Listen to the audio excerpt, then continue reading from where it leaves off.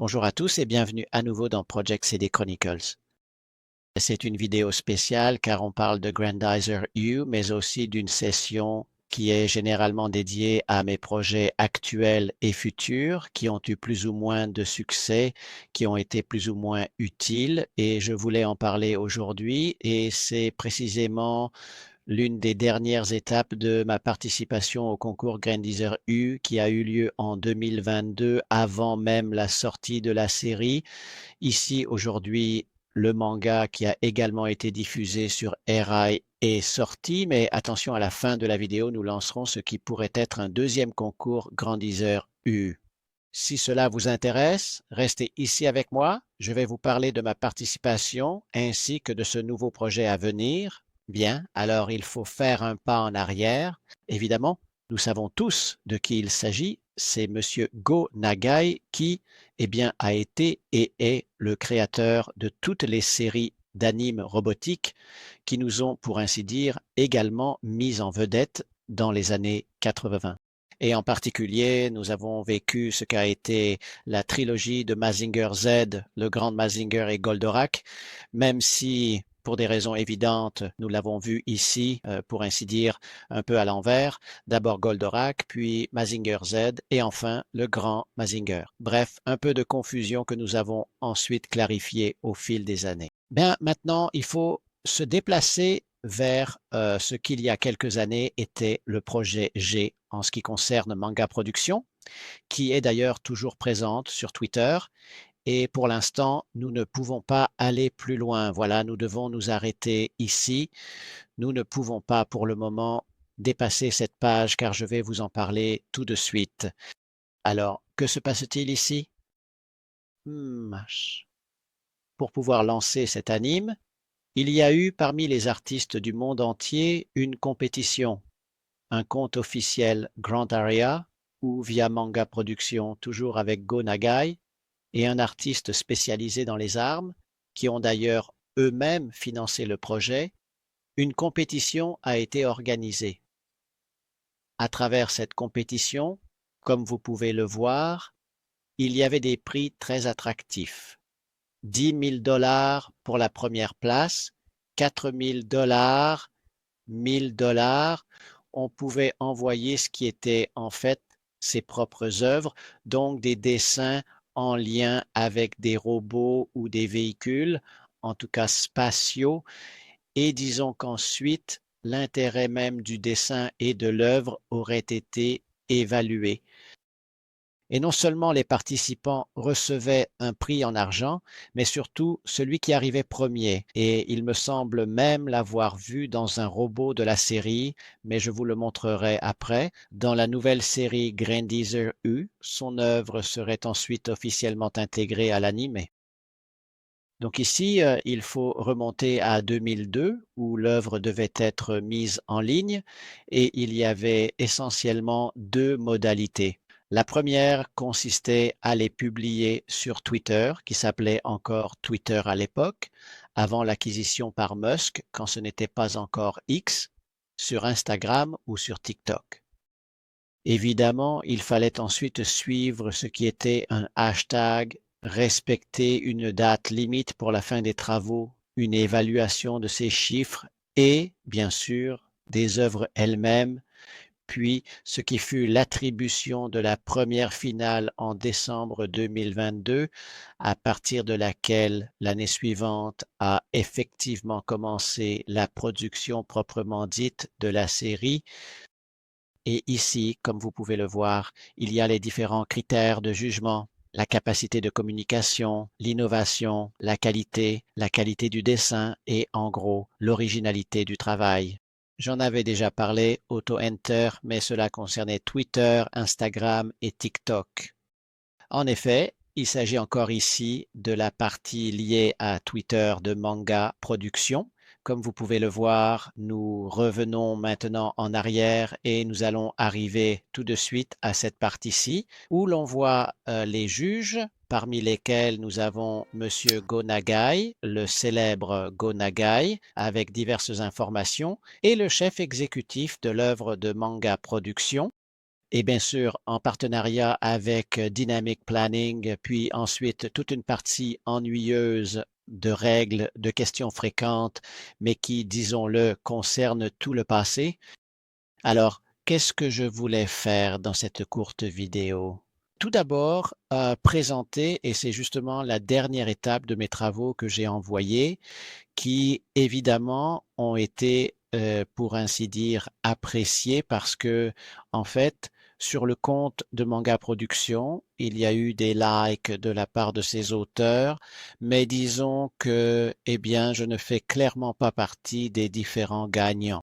Je voulais simplement faire un aperçu de ce qu'est le projet G, comme vous pouvez le voir sur Google Drive, que nous allons maintenant aller consulter. Je vais encore vous en présenter un de ceux que j'ai soumis, puis nous nous rapprocherons pratiquement du projet de la U-Competition. Bien, allons dans ce qui est mon Drive. Comme vous pouvez le voir ici, ce sont tous les différents travaux que j'avais présentés à l'époque. Nous pouvons maintenant les voir un par un. Ceci était une réinterprétation, pour ainsi dire, de ce qu'était le vaisseau mère avec Blender. Celle-ci a plu, je dois dire, avec quelques petites modifications et essentiellement, c'était dans un style un peu plus science-fiction. Je me suis inspiré d'un film qui est dans les années 2000 et après était un peu Independence Day avec ces énormes vaisseaux spatiaux qui arrivaient sur Terre et puis aussi d'un autre film. Disons que nous poursuivons très rapidement ce tour d'horizon, qu'il soit beau ou non, qu'il plaise ou pas, mais en tout cas, c'est un projet que j'ai présenté et dont je suis encore fier aujourd'hui d'avoir participé. Passons à la deuxième œuvre, pour ainsi dire. Celle-ci aussi a vraiment plu, cette œuvre, tout simplement parce qu'elle est simple et il faut penser que lorsque le dessinateur ira dessiner cette bande dessinée, évidemment par rapport aux précédentes, il mettra manifestement moins de temps. Il n'y a qu'une seule soucoupe volante et donc c'est l'aspiration des ovnis des années 80, hein, où l'on peut voir que ces trois serpents sortaient quand même des têtes. Donc, même de manière très très simple, et elle a plu, celle-ci a quand même plu. Disons que j'ai présenté cette image supplémentaire. D'ailleurs, elle devrait encore être sur Twitter ou en tout cas sur X, toujours avec le hashtag ProjectTG, où la manga production est allée voir tous les différents travaux et les a évalués. Quoi qu'il en soit, continuons d'autres travaux que j'avais présentés. Celui-ci était plutôt dans un style à la Daitaran 3. C'était surtout un mégaborg que j'avais réalisé, mais en substance, cela faisait aussi référence à ce qu'était un ancien robot de Goldorak, toujours à l'intérieur d'une soucoupe volante, et il pouvait ensuite se transformer en un robot interne avec différentes possibilités, car les auteurs demandaient également une explication du fonctionnement pour pouvoir effectivement l'adapter à l'animé. Et disons qu'en fait, en réalité, ce sont des G3, beaucoup ont un nom, d'autres n'en ont pas. Celui-ci est de nature draconique, très particulière, et je me suis inspiré d'un robot que Lady Gandalf a piloté lorsqu'elle a décidé d'affronter Goldorak pour le dernier combat. Si vous vous souvenez, il lançait ses lasers et éclairs. Je l'ai revisité sous forme de dragon et je lui ai ajouté ce qui est pratiquement une armure de science-fiction de notre époque. D'ailleurs, j'en avais aussi réalisé une vidéo il y a quelque temps, mais en pratique, il se trouve que tout type de référence à des œuvres de bande dessinée, de musique, d'images et ainsi de suite est de toute façon soumis aux droits d'auteur et il est vraiment difficile de ne pas se prendre un avertissement sur la plateforme. Bien, continuons. Ceci était encore une autre image que j'ai publiée pour montrer, disons, une autre perspective du mecha, donc nous pouvons très bien continuer. Ceci fut en réalité un effet de compositing où l'on a cet ovni qui laisse toujours transparaître ce qui est en fait un grandizer fait de néon, comme vous pouvez le voir avec cette double superposition. Nous avons utilisé un type particulier d'effet de compositing, de fusion, avec quelques astuces. Évidemment, je faisais référence à l'histoire du faux Goldorak qui allait ensuite descendre sur la planète. Bien, poursuivons. Ceci est en réalité ce qui devait être, à l'origine, le tout premier Goldorak original du fameux Gattiger.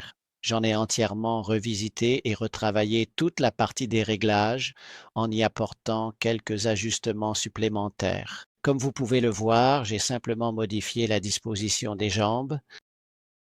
À l'époque, lorsque je l'ai présenté, il y a même eu une discussion avec, je ne sais pas, probablement un artiste ou en tout cas quelqu'un du milieu qui me disait effectivement qu'il fallait expliquer aux enfants pourquoi la tête devait ensuite être positionnée et donc détachée du tronc. C'était quand même une discussion un peu particulière parce qu'il faut savoir que ces productions ne laissent rien au hasard et qu'il y a de nombreuses études de marché menées auprès des enfants, ce qu'ils aiment, ce qu'ils n'aiment pas, ce qu'ils désirent, et ensuite des œuvres sont effectivement réalisées en conséquence. Et en effet, ce qui fut notre bien-aimé Goldorak, nous aimons le mecha, mais nous n'aimons pas vraiment la figure de celui qui est notre Actarus, ce qui nous a tous un peu laissés stupéfaits. Mais il faut dire que c'est tout de même une production réalisée 40 ans plus tard et qu'elle est parfaitement en phase avec les personnages actuels des animés. Bien, revenons à nous, continuons. Ceci fut est l'inspiration pour un autre robot. En particulier, il y eut un épisode de Goldorak où une araignée attaquait et pratiquement à travers les montagnes et c'était un décor hivernal, si vous vous souvenez, où évidemment Goldorak a gagné et là aussi toujours sous forme d'ovni et tout le reste. J'ai quand même voulu recréer ce qui était une contrepartie historique. Poursuivons. Ici, en réalité, il s'agissait de deux robots, des effets de compositing que j'avais envoyés et Saucer Beast HT. Et alors, ceux-ci, en réalité, sont des horse. La première lettre venait des horse.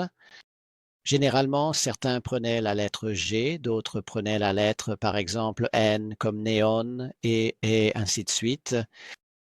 Rien de particulier, c'était juste pour montrer, disons, quelques techniques de rendu, de compositing et ensuite quelques techniques de mecha. Ceci est de toute façon une autre partie.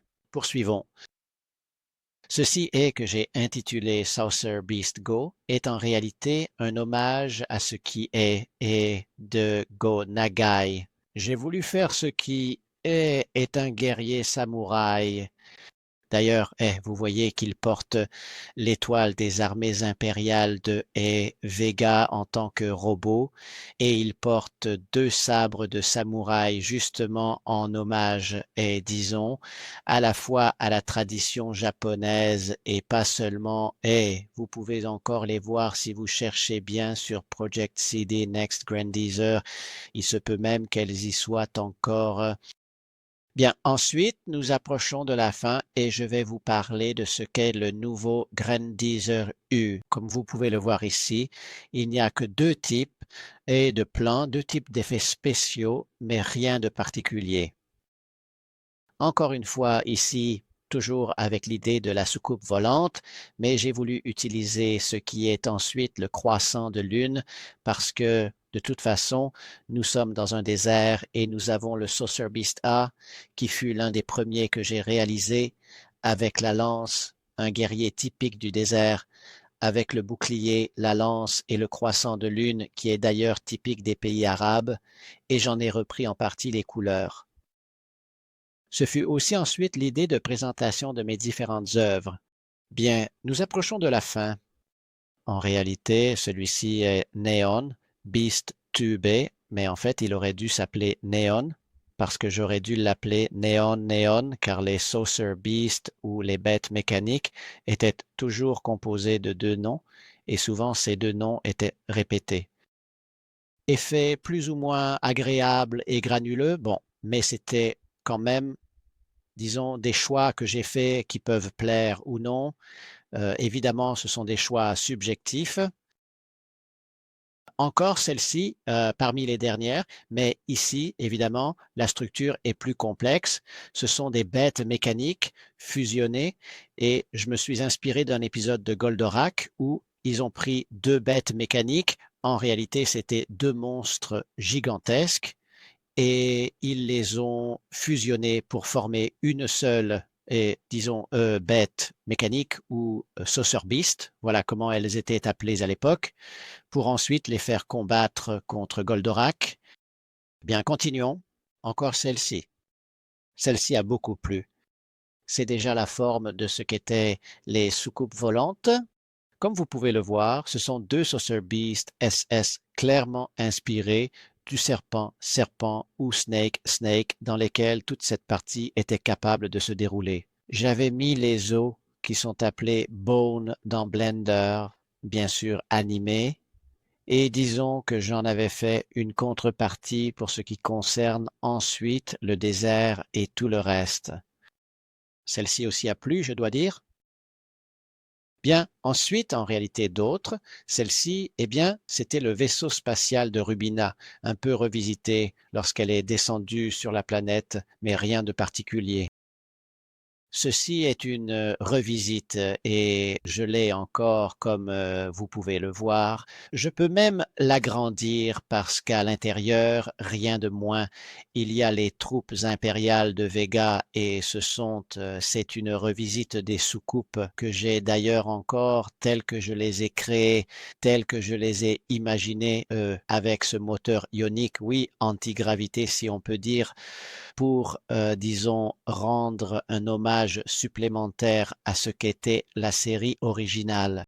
Et comme vous pouvez le voir à l'intérieur du cockpit, que nous appelons d'ailleurs la cabine de commande, vous voyez la troupe impériale que vous pouvez très bien reconnaître comme, eh bien, les troupes impériales ont été faites, et à l'intérieur, ce qu'est le véhicule. Bien, je termine ensuite cette partie avec ce qui fut le Grandizer U, mais dans un style science-fiction, dont j'ai repris les parties que j'ai modifiées et essayé de rendre, eh bien, pratiquement plus conformes à un style et plus et moderne, pas vraiment en phase avec l'époque, et que, en fait, si l'on regarde aussi le méca lui-même, il a ensuite été refait selon des critères certainement plus modernes. Voilà, c'est l'une des dernières parties que je voulais vous présenter. Mais attention, c'était là le cœur du discours et je voulais vous présenter ces deux dernières parties du discours pour conclure cette compétition Grandizer U. Bien, maintenant il faut repartir du début. Il y a des années, on nous a offert, comme vous pouvez le voir, une bande-annonce à couper le souffle de Goldorak, inégalable même d'un point de vue cinématographique. Un véritable groupe d'experts qui ont réalisé, et nous l'avons tous vu de toute façon, sinon à aller le voir, ce qui était pratiquement The UFO, un projet qui aurait dû devenir, ou du moins une bande dessinée, ou en tout cas un tout petit trailer d'animation justement pour nous faire revivre ce Goldorak. Il y a eu une édition dans les années 2000, puis une réédition par la suite, mais ensuite, en gros, j'ai un peu perdu le fil, disons, de l'évolution même du projet. Bien, mais revenons à nous. car sur la chaîne Project TD de Telegram, il y a peu de temps, j'ai présenté, comme vous pouvez le voir ici à l'écran, ce petit projet que je suis en train de refaire. Et ici, il faut encore descendre un peu. Maintenant, je vais évidemment couper cette partie-là, comme d'habitude. Voilà, c'était la bande-annonce. Comme vous pouvez le voir de Goldorak. Vous voyez à quel point le robot était parfait quand il arrivait, évidemment, aller voir Goldorak 3D dans UFO parce que c'est vraiment quelque chose d'exceptionnel. J'ai enlevé la musique et vous voyez comment c'était fait et que c'est beau. Et qu'est-ce qu'on veut faire essentiellement? Et dans notre partie, comme vous pouvez le voir, nous avons découpé ces parties de Goldorak, nous avons repris d'autres références. Elle est toujours présente sur mes sites, hein, la base de Goldorak. Comme vous pouvez le voir, je l'ai recréée en partie, mais ensuite elle peut être, disons, refaite, réadaptée un peu comme on veut. Et ici, cela ne nous intéresse plus. Revenons à nous. Ceci est toujours notre télégramme. Un instant, je coupe. Bien, comme vous pouvez le voir, nous avons repris en main les dessins originaux de Go Nagai. Nous avons essayé de refaire en gros un à un de toute cette partie. Cette partie, elle est à retoucher, à refaire un peu, mais le concept est là malgré tout. Eh bien, maintenant, nous allons aussi vous montrer ce qui est pratiquement la partie 3D sur Blender que j'ai déjà. Mais qu'est-ce qu'on veut faire concrètement? Si quelqu'un est intéressé en ce qui concerne la partie graphique, le montage vidéo, les effets spéciaux, la musique, qui sait, il pourrait peut-être nous contacter et essayer de réaliser ensemble un film d'action de 3 minutes. Moi, je pourrais fournir ces modèles, bien sûr, gratuitement. C'est un projet de fan et nous pourrions, d'une certaine manière, les animer. Ensuite, il faudrait ajouter les effets spéciaux. Donc, nous aurions besoin de quelqu'un qui fait du montage vidéo et de la musique, quelqu'un qui s'occuperait évidemment de la musique et aussi de personnes compétentes pour fournir un storyboard ou quelque chose qui permettrait de faire revivre ce petit projet de The UFO. 3 minutes d'Eshon que nous pourrions peut-être même tourner en direct d'une certaine façon et faire évoluer les personnages comme nous le pensons le mieux. Bien, avant de continuer cependant, je voulais vous montrer clairement qui étaient les gagnants.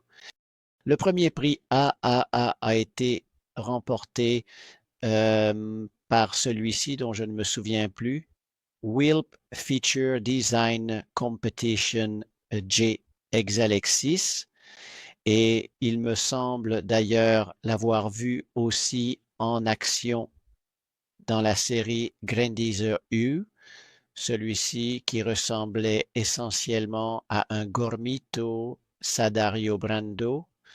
Et enfin, à la troisième place, Shigeru Yu-Art, qui a pratiquement proposé, disons, cette œuvre, toute très très belle. Bon, mais revenons à nous. Évidemment, ceci n'est qu'un concept art où j'avais tout de même repris certains éléments du Grandisseur U, mais mon intention était ensuite de ramener notre vieux et bien-aimé Grandisseur. Vraisemblablement, il est similaire à certains égards à celui du Grandizer ou du manga avec quelques modifications. D'ailleurs, maintenant, je vais vous montrer, en retirant ici aussi le spacer, je vais quand même vous montrer le robot qui, en plus, est très riche en détails. Bon, ici, c'est Goldorak. Il faudrait le modifier un peu. J'ai repris exactement ce qui est, disons, la partie du robot, celle du Grandizer U. En réalité, à certains égards, tout serait déjà prêt, mais voilà, si ici j'arrive à vous le montrer, il y a une minutie dans les détails, une obsession presque maniaque qui, à mon avis, vous voyez même ici, le doigt, quand je l'ai modélisé, il fallait faire attention à tous les engrenages et tout le reste. Comme vous pouvez le voir, ça, c'est justement la partie du doigt qui sera ensuite reliée à l'ossature du robot et évidemment pour ensuite le mettre en mouvement, à moins que l'on ne décide de faire simplement une série de bandes dessinées et rien d'autre, auquel cas on fournirait juste quelques poses. Rien à dire, c'est une proposition, en d'autres termes, elle pourrait être acceptée ou non, cette proposition. Nous allons certainement nous amuser, eh bien, ce ne sera sûrement pas pour tout de suite, mais ce sera certainement après, disons, la pause estivale. Aussi parce que les machines de rendu fonctionnent essentiellement mieux quand il fait froid. Parce que imaginer animer en Full HD ou en 4K une image pendant 30 secondes, ce qui prend pas mal de temps à animer, deviendrait vraiment quelque chose de très chaud. D'accord? Rien à dire, je vous ai laissé ici avec cette dernière image de Goldorak et du Spacer évidemment. Je vous remercie d'être resté avec moi jusqu'à la fin de ce nouveau projet que nous mènerons peut-être à terme ensemble ou peut-être pas, qui sait. Sinon, cela fera partie des vidéos de Project CD Chronicles. Merci à tous et à la prochaine.